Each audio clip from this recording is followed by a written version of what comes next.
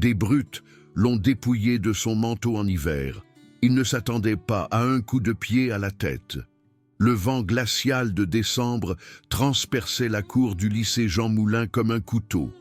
Mais Camille Nakamura le sentait à peine, alors qu'elle se dépêchait de traverser le béton gelé vers l'entrée principale. Son épais manteau d'hiver, une doudoune bleue marine pratique qui avait connu des jours meilleurs, flottait autour de sa petite silhouette. Du haut de son 1,50 m à peine, avec ses cheveux noirs raides qui tombaient comme un rideau autour de son visage, elle avait perfectionné l'art de devenir invisible dans les couloirs bondés. Camille gardait les yeux baissés, serrant les bretelles de son sac à dos usé, alors qu'elle se frayait un chemin à travers des groupes d'élèves. Elle était à Jean Moulin depuis 3 mois maintenant, depuis que sa famille avait déménagé de Marseille, et chaque jour donnait l'impression de traverser un champ de mines. Le déménagement avait été assez difficile sans avoir à recommencer dans un nouveau lycée où tout le monde avait déjà ses groupes établis et où elle n'était que la fille bizarre et silencieuse qui s'asseyait seule à la cantine. « Tiens, tiens, regardez ce qui sort du bois !» lança une voix derrière elle. L'estomac de Camille se noua.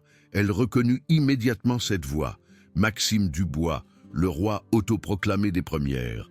Grand et large d'épaules, avec cette assurance désinvolte qui vient du fait de ne jamais être contesté, Maxime s'était donné pour mission personnelle de lui rendre la vie misérable depuis sa première semaine à Jean Moulin.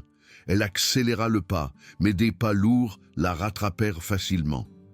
Maxime se mit à marcher à côté d'elle, flanqué de sa bande habituelle. Il y avait Kevin Leroy, un rouquin trapu avec un sourire narquois permanent, qui semblait se nourrir de l'approbation de Maxime, et Chloé Martin, une blonde aux traits acérés, dont la cruauté était souvent masquée par une fausse gentillesse. « Ignore-les », murmura Camille pour elle-même, le même mantra qu'elle répétait depuis des mois. Elle avait appris, il y a longtemps, qu'engager la conversation ne faisait qu'aggraver les choses.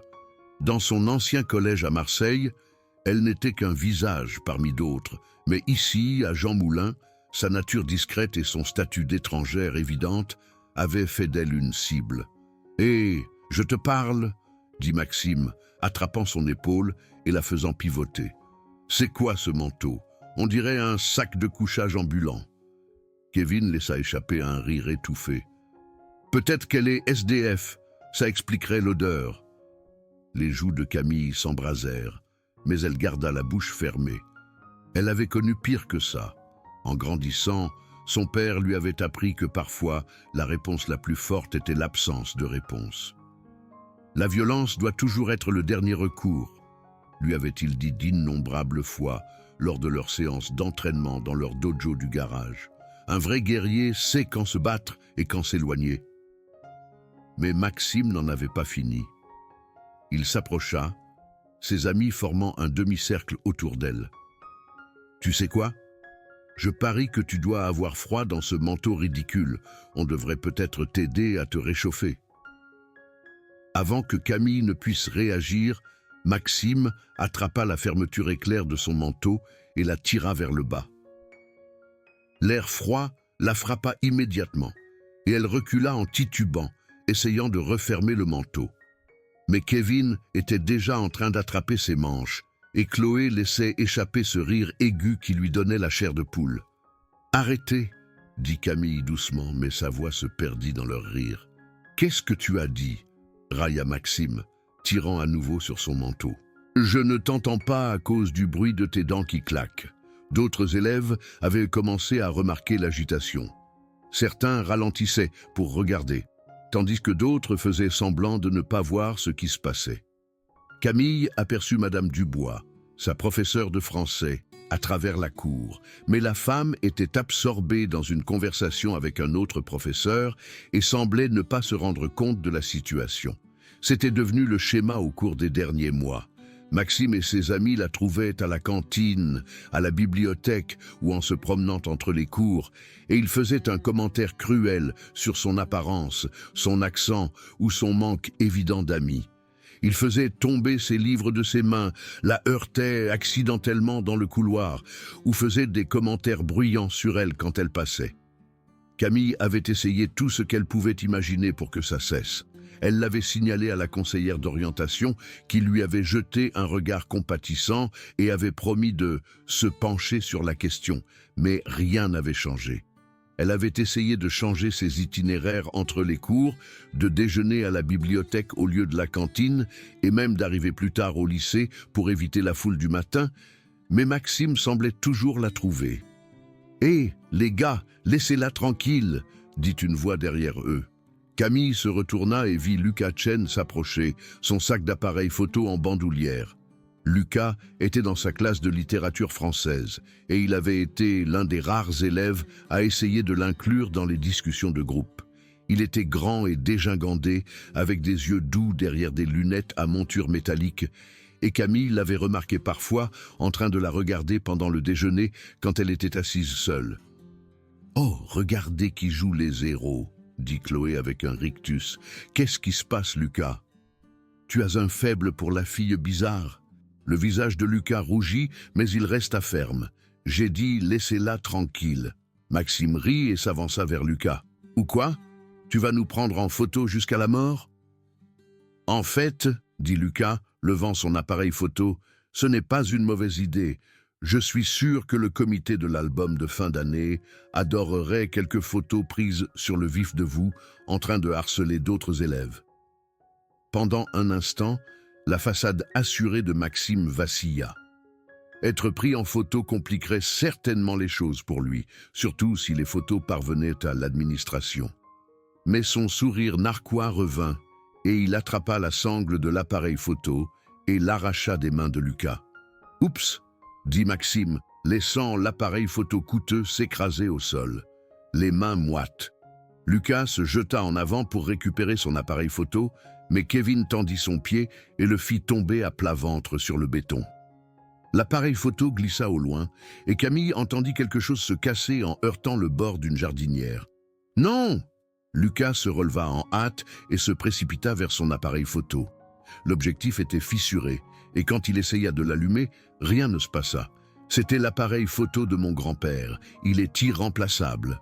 « Peut-être que tu devrais faire plus attention à tes affaires, » dit Maxime en haussant les épaules. « Maintenant, où en étions-nous » Il se retourna vers Camille, mais elle reculait déjà, ses mains serrées autour de son manteau. Elle ne pouvait plus regarder ça. Lucas avait essayé de l'aider, et maintenant son appareil photo était détruit à cause d'elle. La culpabilité était accablante. « En fait, tu sais quoi ?» dit Maxime, sa voix prenant un ton menaçant. « Je pense que tu dois apprendre les bonnes manières. En France, on n'ignore pas les gens quand ils nous parlent. » Il attrapa son manteau par les épaules et tira fort. Camille perdit l'équilibre et recula en titubant. Mais la prise de Maxime était ferme.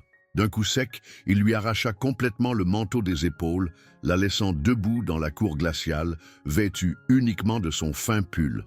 « Voilà, » dit-il, tenant son manteau au-dessus de sa tête comme un trophée. « Maintenant, tu peux apprécier le charmant climat parisien. » Le froid frappa Camille comme un coup physique. Son pull était en coton fin, fait pour être porté sous le manteau, et le vent de décembre le transperçait comme s'il n'était pas là. Elle enroula ses bras autour d'elle-même, frissonnant violemment. « Rends-le-moi » dit-elle, sa voix à peine audible. « Qu'est-ce que tu as dit ?» Maxime porta sa main à son oreille de façon théâtrale. « Je ne t'entends pas à cause du bruit de tes dents qui claquent. » Kevin et Chloé riaient hystériquement maintenant, et d'autres élèves s'étaient arrêtés pour regarder. Camille pouvait voir le mélange d'inconfort et de fascination morbide sur leur visage. Il savait que ce qui se passait était mal, mais personne ne voulait être la prochaine cible. « S'il te plaît, » dit Camille, plus fort cette fois, « rends-moi mon manteau. »« Oh, elle sait parler, » dit Maxime. « Mais je ne pense pas que tu demandes assez gentiment. Peut-être que si tu te mettais à genoux et que tu suppliais... » Quelque chose à l'intérieur de Camille se brisa. Pas le genre de colère explosive qui mène à des décisions irréfléchies, mais la fureur froide et concentrée que son père lui avait appris à reconnaître et à contrôler. Elle s'était retenue pendant des mois, se disant que se battre ne ferait qu'aggraver les choses, que ses parents seraient déçus, qu'elle devait être meilleure que ses bourreaux. Mais alors qu'elle se tenait là, frissonnant dans la cour, regardant Maxime agiter son manteau comme un drapeau, tandis que d'autres élèves riaient et filmaient avec leur téléphone, elle réalisa que sa retenue avait été prise pour de la faiblesse. Son père lui avait appris qu'un guerrier choisit ses batailles, mais il lui avait aussi appris que certaines batailles vous choisissent. Camille arrêta de frissonner. Elle redressa sa colonne vertébrale et regarda Maxime droit dans les yeux pour la première fois depuis des mois. « Rends-moi mon manteau !» Il y avait quelque chose de différent dans sa voix, quelque chose qui fit légèrement vaciller le sourire de Maxime. Mais il avait un public maintenant, et reculer signifierait perdre la face. « Je ne crois pas, dit-il. Peut-être que je vais le garder. Considère ça comme un paiement pour tout le divertissement que tu as fourni. » Il se tourna pour tendre le manteau à Kevin, et c'est à ce moment-là que Camille bougea. Pendant 12 ans, depuis l'âge de 5 ans, Camille s'était entraînée au taekwondo sous la direction de son père. Maître Hiroshi Nakamura avait été 3 fois champion national avant de prendre sa retraite pour ouvrir son propre dojo, et il avait transmis ses compétences à sa fille avec patience et discipline. Camille avait obtenu sa ceinture noire il y a 2 ans, et elle s'entraînait pour son 2e dan quand ils ont déménagé à Paris. Son père lui avait fait promettre de ne jamais utiliser ses compétences, sauf en cas d'absolue nécessité, et elle avait tenu cette promesse, même si cela signifiait endurer des mois d'humiliation. Mais en voyant Maxime détruire l'appareil photo de Lucas puis voler son manteau devant la moitié du lycée, elle réalisa que c'était absolument nécessaire. Maxime était toujours tourné quand la jambe droite de Camille se leva d'un coup sec dans un coup de pied en croissant parfait. Son pied entra en contact avec son poignet avec un craquement net, et son manteau s'envola. Il se retourna, serrant son poignet et la regardant avec stupeur. « Qu'est-ce que tu fabriques ?» La jambe gauche de Camille se leva cette fois, un coup de pied latéral précis qui l'attrapa au plexus solaire. D'où l'air s'échappa des poumons de Maxime et il se plia en deux, haletant. La cour était devenue complètement silencieuse, à l'exception du bruit de son halètement. Kevin s'avança, mais Camille était déjà en mouvement. Elle pivota sur son pied gauche et leva sa jambe droite dans un coup de pied circulaire, haut, qui s'arrêta à quelques centimètres du visage de Kevin. Il se figea, les yeux écarquillés de terreur, réalisant à quel point il avait failli se faire casser la mâchoire. « Ne bouge pas », dit simplement Camille. Kevin recula en titubant, les mains levées en signe de reddition. Chloé reculait déjà, le visage pâle de choc. Maxime se redressa lentement, haletant toujours. Son visage était rouge d'humiliation et de rage, et Camille pouvait le voir calculer son prochain mouvement. Il pesait au moins 30 kilos de plus qu'elle, et sa fierté était blessée. Elle savait qu'il essaierait de la charger. « Tu crois que tu es fort ?» haleta-t-il. « Tu crois qu'un coup de chance fait de toi une combattante ?»« Je pense que tu devrais t'en aller, » dit calmement Camille. Elle avait adopté la position de combat que son père lui avait inculquée des milliers de fois, en équilibre sur la plante des pieds, avec les mains détendues sur les côtés. « Hors de question !» grogna Maxime, et il chargea. Camille esquiva sa charge maladroite et attrapa son bras tendu. Utilisant son propre élan contre lui, elle pivota et le jeta par-dessus sa hanche dans un lancer de judo parfait. Maxime heurta le béton violemment, roulant pour absorber l'impact, mais Camille était déjà en mouvement. Elle se laissa tomber et piégea son bras dans une clé de bras, appliquant juste assez de pression pour lui faire sentir l'hyper-extension de son coude. 1 centimètre de pression supplémentaire et elle pourrait lui disloquer l'épaule ou lui casser le bras. « Tu abandonnes ?» demanda-t-elle doucement. Maxime se débattit un instant, mais la position était désespérée. Il était face contre terre sur le béton, le bras piégé, et tout mouvement qu'il faisait ne faisait qu'augmenter la pression sur son articulation. « J'abandonne !» haleta-t-il. « J'abandonne !» Camille maintint la position pendant un autre instant, puis le relâcha et se releva. Maxime se retourna, serrant son bras et la regardant avec un mélange de peur et d'incrédulité. Tu es folle, dit-il. Tu es complètement folle. Peut-être, dit Camille, ramassant son manteau et le mettant. Mais j'ai chaud. Elle se dirigea vers l'endroit où Lucas était assis par terre, tenant toujours son appareil photo cassé. Ça va? Lucas hocha la tête, bien que son visage soit pâle. Je n'arrive pas à croire que tu aies fait ça. Je suis désolé pour ton appareil photo, dit Camille. Je vais t'aider à le faire réparer. Ne t'inquiète pas, dit Lucas, se relevant. Ça valait la peine de voir la tête qu'il faisait. Autour d'eux, les élèves étaient toujours figés de stupeur. Certains prenaient des photos avec leur téléphone et Camille savait qu'à la fin de la journée, tout le monde au lycée saurait ce qui s'était passé. Elle ressentit un moment de panique. Et si elle était renvoyée? Et si ses parents l'apprenaient? Et si ça empirait les choses? Mais ensuite, elle regarda Maxime, toujours assis par terre avec ses amis qui l'entouraient nerveusement, et elle réalisa qu'elle s'en fichait. Pour la première fois depuis des mois, elle se sentait à nouveau elle-même. Camille, appela une voix. Elle se retourna et vit Madame Dubois s'approcher, le visage plissé d'inquiétude. Que s'est-il passé ici? Rien, dit rapidement Camille. Juste un malentendu. Madame Dubois regarda alternativement Camille et Maxime, sentant clairement qu'il s'était passé plus de choses que quiconque ne voulait l'admettre. Mais avant qu'elle ne puisse poser d'autres questions, la cloche sonna et les élèves commencèrent à se précipiter vers le bâtiment. « Tu es sûr que ça va ?» demanda doucement Madame Dubois à Camille. « Ça va, » dit Camille. « Mieux que bien, en fait. » Alors que la foule se dispersait, Maxime se releva lentement. Ses amis se regroupèrent autour de lui, lui demandant si ça allait, mais il les repoussa d'un geste de la main. Il regarda Camille pendant un long moment et elle soutint son regard avec fermeté. « Ce n'est pas fini, dit-il finalement. « Si, c'est fini, répondit Camille.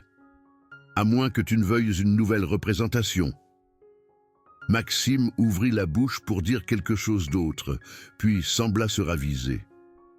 Il se retourna et s'éloigna, ses amis traînant derrière lui comme des chiots confus. Lucas se mit à marcher à côté de Camille alors qu'ils se dirigeaient vers le bâtiment. « Alors, dit-il, rappelle-moi de ne jamais me mettre à dos. » Malgré tout, Camille sourit. « Je vais garder ça à l'esprit. » Au cours des jours suivants, Camille remarqua des changements subtils dans la façon dont les autres élèves la traitaient. Certains lui laissaient un large espace, clairement nerveux de ce qu'elle pourrait faire si elle était provoquée.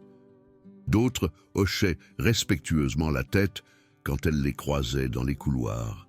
Quelques-uns s'approchèrent même d'elle pour lui poser des questions sur les arts martiaux, curieux de son entraînement.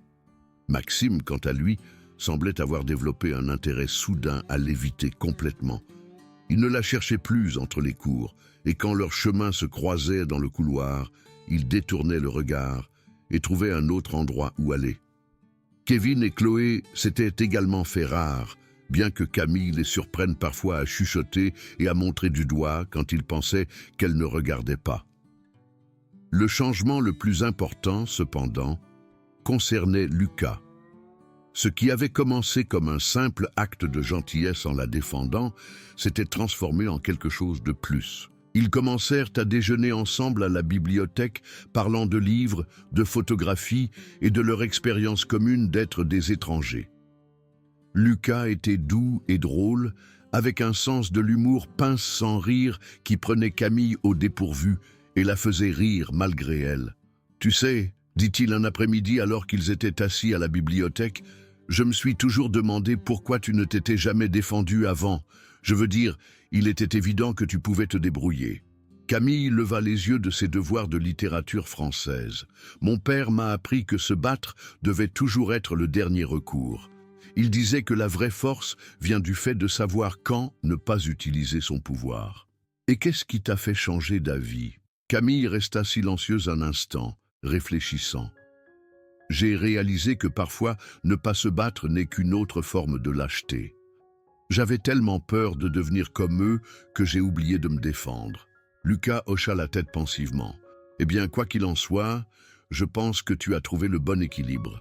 Tu les as arrêtés sans devenir comme eux. C'était vrai. Dans les semaines qui suivirent, Camille constata qu'elle n'avait aucun désir de chercher Maxime ou ses amis pour se venger. La confrontation dans la cour avait été suffisante. Elle avait prouvé son point de vue et avait retrouvé sa dignité, et c'était tout ce qu'elle avait voulu. Environ 1 mois après l'incident, Camille se rendait à sa voiture après le lycée quand elle entendit des pas derrière elle. Elle se retourna et vit Maxime s'approcher, seul cette fois. Elle se tendit instinctivement, mais quelque chose dans sa posture lui dit que ce n'était pas une confrontation. « Je voulais juste dire, » commença-t-il, puis s'arrêta et baissa les yeux sur ses pieds.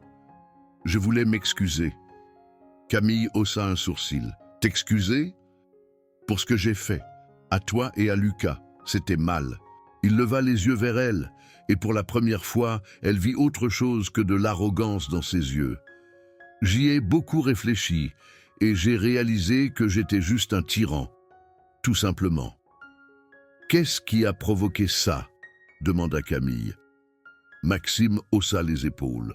« Ma petite sœur a commencé le lycée cette année. Elle est discrète, comme tu l'étais. Et je n'arrêtais pas de penser à ce que je ressentirais si quelqu'un la traitait comme je t'ai traité. » Il fit une pause. « Je suppose que je n'ai jamais vraiment pensé à ce que ça faisait de l'autre côté. » Camille étudia son visage, cherchant des signes de tromperie ou de manipulation. Mais il semblait sincèrement repentant, et elle se surprit à le croire. « Excuse acceptée, dit-elle finalement, mais si tu refais jamais quelque chose comme ça, je ne le ferai pas, dit rapidement Maxime, je le promets. » Alors qu'il s'éloignait, Camille ressentit un sentiment d'apaisement qu'elle n'avait pas prévu. Elle s'était défendue, avait gagné le respect de ses camarades et avait même réussi à faire changer d'avis son bourreau. C'était plus qu'elle n'avait espéré quand elle était arrivée à Jean Moulin. Plus tard dans la soirée, elle s'entraînait au kata dans son garage quand son père sortit pour la regarder. Il observe ses mouvements en silence pendant plusieurs minutes avant de parler. « Tu sembles différente, » dit-il finalement, plus confiante. Camille termina son kata et se tourna vers lui. « J'ai dû utiliser ce que tu m'as appris au lycée. » L'expression de maître Nakamura devint sérieuse.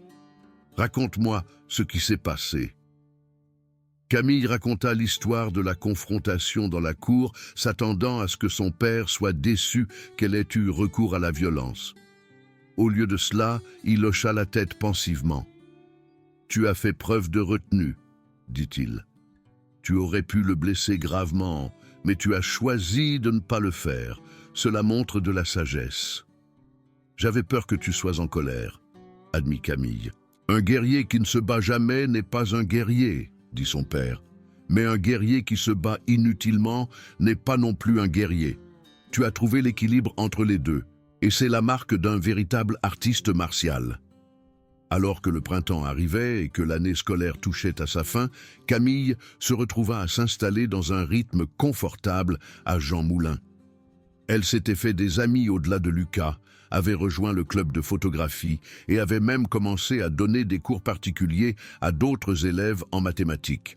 La fille discrète et invisible qui était arrivée en décembre avait disparu, remplacée par quelqu'un qui était toujours discrète mais plus invisible. L'incident dans la cour était devenu une sorte de légende à Jean Moulin, grandissant au fur et à mesure des récits jusqu'à ce que certaines versions prétendent que Camille avait affronté à elle seule la moitié de l'équipe de football. Mais la vérité était plus simple et plus significative. Elle s'était défendue et avait défendu quelqu'un qui lui tenait à cœur. Et ce faisant, elle avait découvert sa propre force. Le dernier jour d'école, alors qu'elle vidait son casier, Lucas s'approcha avec un petit paquet emballé. « Qu'est-ce que c'est ?» demanda-t-elle. « Un cadeau de remerciement, » dit-il. « Pour m'avoir aidé à réparer mon appareil photo et pour... enfin, pour être toi. » Camille déballa le paquet et découvrit une petite photographie encadrée. C'était une photo d'elle que Lucas avait prise lors d'une de leurs séances d'études à la bibliothèque, capturée à un moment où elle riait de quelque chose qu'il avait dit. Mais ce qui la frappa le plus, c'était l'expression sur son visage. confiante, heureuse et complètement à l'aise avec elle-même. « Je l'adore », dit-elle, et elle le pensait. « Je pensais que tu voudrais te souvenir de cette année, » dit Lucas. « À quel point tu as changé. » Camille regarda à nouveau la photographie, puis Lucas, puis la cour où sa transformation avait commencé. « Je pense que je m'en souviendrai très bien. » Alors qu'elle sortait du lycée Jean Moulin pour la dernière fois cette année-là, Camille réfléchit aux leçons qu'elle avait apprises. Elle avait découvert que se défendre ne signifiait pas devenir un tyran, que la force ne venait pas d'éviter les conflits, mais de choisir judicieusement ses batailles, et que parfois les plus discrets étaient ceux qu'il fallait surveiller. Plus importante encore, elle avait appris que le respect était quelque chose qu'on gagnait, pas quelque chose qu'on vous donnait, et que la meilleure façon de le gagner était de d'abord se respecter soi-même. La fille, qui s'était autrefois rendue invisible, avait trouvé sa voie, et elle ne se tairait plus jamais.